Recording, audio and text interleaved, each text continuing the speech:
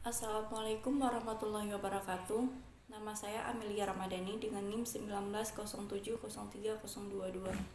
Pada video kali ini saya akan meresum webinar seri kedua Ekologi Laut, Ekologi Ekosistem Terumbu Karang, Ekosistem Lamun, dan Ekosistem Mangrove, yaitu untuk memenuhi ujian tengah semester dengan mata kuliah Ekologi Perairan dengan dosen Bapak Ilham Zulfahmi MSI. Pada pemateri yang pertama yaitu Bapak Farid Kamal Muzaki tentang ekosistem mangrove. Mangrove adalah sekumpulan tumbuh-tumbuhan. Istilah mangrove bisa dipakai mangrove sebagai komunitas maupun sebagai ekosistem. Hutan mangrove adalah hutan yang tumbuh pada tanah aluvial di daerah pantai dan sekitar muara sungai yang dipengaruhi pasang surut air laut. Karakter mangrove yaitu tumbuhnya di area akumulasi sedimen dan membantu stabilitas sedimen. Pengaruh kondisi yang ekstrim yaitu faktor salinitas. Faktor substrat yaitu kandungan organik, kandungan oksigen, dan keasaman pH. Faktor pasang surut yaitu adaptasi struktur morfologis perakaran, struktur anatomis perakaran di daun, modifikasi cara reproduksi. Adaptasi perakaran yaitu substrat dasar di area mangrove umumnya bersifat anaerob atau hanya sedang mengandung oksigen dan kurang stabil sehingga mengembangkan adaptasi berupa akar udara.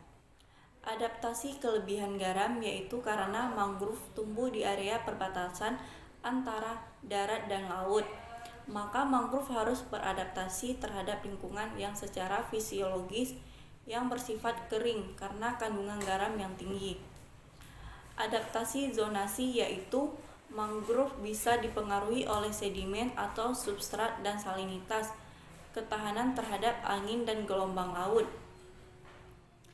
Keanekaragaman mangrove di Indonesia. Sejauh ini di Indonesia tercatat setidaknya 243 jenis tumbuhan mangrove, yaitu meliputi 107 jenis pohon, 9 jenis palma, 26 jenis pemanjat, 28 jenis herba tanah. Rumput-rumputan ada 44 dan 22 jenis paku dan 25 jenis rumput. Kekayaan spesies di Indonesia dari paku-pakuan sampai pohon dan semak, total mangrove sejati terdapat 48 spesies dan asosiasi kurang lebih 195 spesies. Pemateri yang kedua yaitu dari Ibu Nurul Kusumadewi, yaitu tentang materi ekosistem lamun. Lamun seagrass yaitu tumbuhan tingkat tinggi yang tumbuh dan hidup terbenam di lingkungan laut, berpembuluh, berimpang, berakar, berkembang biak secara generatif dan vegetatif. Biodiversitas lamun di dunia terdapat 60 jenis yang terdiri atas 2 suku dan 12 marga di Indonesia. 15 jenis yang terdiri atas 2 suku dan 7 marga. Pengelolaan lamun yaitu prioritas konservasi yaitu yang pertama, daerah dengan keragaman tertinggi karena daya lenting yang tinggi terhadap tekanan lingkungan. Yang kedua, daerah dengan keragaman terendah karena paling rentan terhadap tekanan lingkungan. Pada pemateri yang ketiga yaitu oleh Dr. Ruli Iswatul Hasanah tentang ekosistem terumbu karang. Terumbu karang dibangun biota laut penghasil kapur terutama oleh hewan karang bersama-sama dengan biota lain yang hidup di dasar laut maupun kolam air. Hewan karang yang merupakan penyusun utama terumbu karang karena terdiri dari polip dan skeleton. Polip merupakan bagian yang lunak, sedangkan skeleton merupakan bagian yang keras.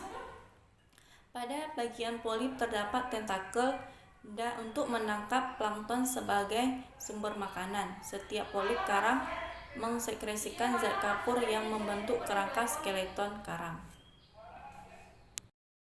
Faktor yang mempengaruhi sebaran terumbu karang yang pertama, suhu 27-20 derajat Celcius, cahaya matahari, salinitas 30-36, sedimennya rendah, kualitas perairan dalam arti tidak tercemar, arus dan sirkulasi air laut yaitu untuk mensuplai makanan, substrat keras yaitu menempel planula karang.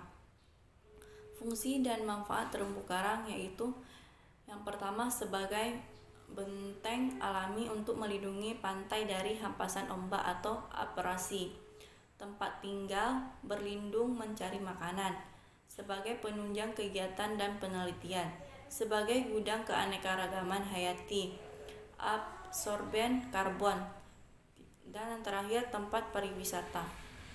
Terumbu karang di Indonesia sebagai pusat keanekaragaman hayati laut. Luas terumbu karang di Indonesia berdasarkan analisis dari citra satelit adalah sekitar 2,5 juta hektar dan 18% peluasan di dunia. Letak Indonesia yang berada di kawasan segitiga terumbu karang di dunia sebanyak sekitar 569 jenis karang yang termasuk dalam 82 genus karang yang dijumpai di Indonesia, dan jumlah tersebut 53% di dunia. Peran penting zooxanthellae yaitu yang pertama menyuplai oksigen dan makanan bagi hewan karang. Yang kedua, menyerap sisa metabolit anorganik karang. Yang ketiga, memberi warna. Yang keempat, pelindung paparan dari sinar matahari. Yang kelima, membantu proses klasifikasi karang. Keenam, membantu pertumbuhan vegetatif polip. 7. Meningkatkan kapasitas adaptasi karang. 8. Perubahan suhu ekstrim. 9. Kekeruhan atau sedimen. Yang terakhir, tekanan under over nutrien. Sekian dari saya. Wassalamualaikum warahmatullahi wabarakatuh.